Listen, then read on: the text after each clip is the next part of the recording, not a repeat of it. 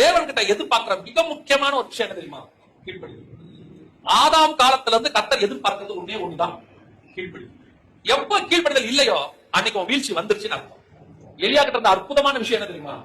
அவ்வளவு ஒரு பெரிய தீர்க்கதரிசி, ராஜாவே பார்த்து பயப்படுறாரு. எலியா என்ன செய்யற நியாயமா?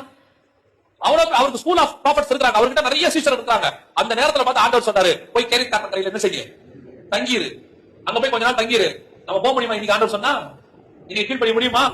இன்னைக்கு ஆண்டவர் உங்களை பார்த்து சில காரியம் சொல்றாரு, இங்க போய் தங்கிரு, அங்க போய் தங்கிரு, ஒரு 3 நாள் ஜெபம் பண்ணு, அந்த காரியத்தை செய்ய முடியுமா? செய்ய முடியாது. ஏன் முடியாது? நான் இன்னைக்கு வேற ஒரு ஸ்ட்ரக்சர்ல இருக்கிறேன்.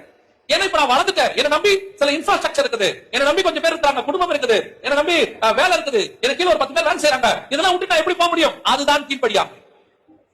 எவ்வளவு உயரத்துக்கு போய் நீ எவ்வளவு கமிட்மெண்ட்ல இருந்தாலும் கர்த்தருடைய வார்த்தை என்று ஒரு வரும்போது இது அத்தனையும் தூக்கி போட்டு விட்டு அந்த வார்த்தைக்கு கீழ்ப்படுகிறது பாருங்க, அந்த கீழ்ப்படுதல் தான் கர்த்தர் எதிர்பார்க்கிறார்.